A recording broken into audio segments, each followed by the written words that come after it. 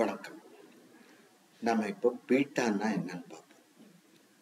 பீட்டாங்கிறது ஒரு indicator on how we choose a share or a mutual fund. அதாவது எந்த mutual fund இல்லை எந்த ஷேர் வாங்கலான்னு பார்க்குறது பீட்டாங்கிற ஒரு குறியீடையும் நம்ம பார்ப்போம்.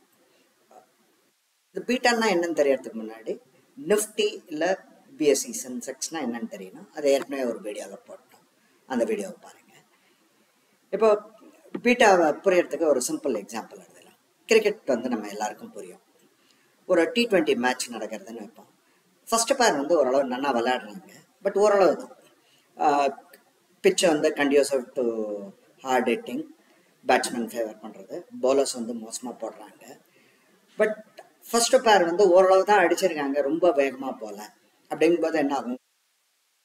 சரி, நம்ம ஒரு விளாசி தள்ளுற மாதிரி ஒரு ரிஷப் பந்தையோ சூரியகுமார் யாதவையோ இறக்கும். ஏன்னா எல்லாமே பாசிட்டிவாக இருக்கு, இன்னும் வேகமாக போகலாம். இப்போ இதுவே T20 மேட்ச் இல்லை, டெஸ்ட் மேட்ச் பிச்சும் ரொம்ப கஷ்டமாக இருக்கு ஆடுறதுக்கு, பேட்ஸ்மேனும் ரொம்ப கஷ்டப்படுறாங்க. அப்போ ஒரு விக்கெட் விழுந்துடுறது. இப்போ வி நீட் டு சேஃப்கார்ட் விக்கெட்ஸ்னா என்ன பண்ணுவோம்? ஒரு ராகுல் ஜாராவையோ இறக்கும். அவங்க ஒரு 100 பால் ஆடி ஒரு 5 ரன் 10 ரன் அடிப்பாங்க. But they're saving something for you. இது எப்படி நமக்கு தெரியும்? புஜாராவுக்கும் பண்ட்டுக்கும் என்ன வித்தியாசம்னு நமக்கு தெரியும். பட் ஷேர்ஸில் இதை எப்படி கண்டுபிடிக்கலாம்னா அந்த ஃபேக்டர் தான் பீட்டா. ஸோ ஒரு பீட்டா 1க்கு மேலே, 1ங்கிறது அப்படியே இப்போ பீட்டா பேஸ்ட் ஆன் நிஃப்டின்னா 1ன்னா அப்படியே நிஃப்டியை ஃபாலோ பண்ணுறது. So any share which has a beta above 1 என்ன ஆகும்னா ஏறச்சே when the market is rising, this will rise faster than the market. So இந்த இன்க்ரீசிங் மார்க்கெட் என்ன பண்ணுவோம்? நம்ம 1க்கு மேலே பீட்டா இருக்கிற ஷேரை வாங்குவோம். ஸோ தட் நம்ம ப்ராஃபிட் இன்னும் நல்லா வரும். இந்த ஃபாலிங் மார்க்கெட் என்ன ஆகும்? பீட்டா 1க்கு மேலே இருந்ததுன்னா நிஃப்டி எவ்வளோ ஃபாஸ்ட்டாக விழுறது? நிஃப்டியில் நம்ம என்ன லூஸ் பண்ணுறோமோ அதை விட இதில் நிறையா லூஸ் பண்ணுறோம்.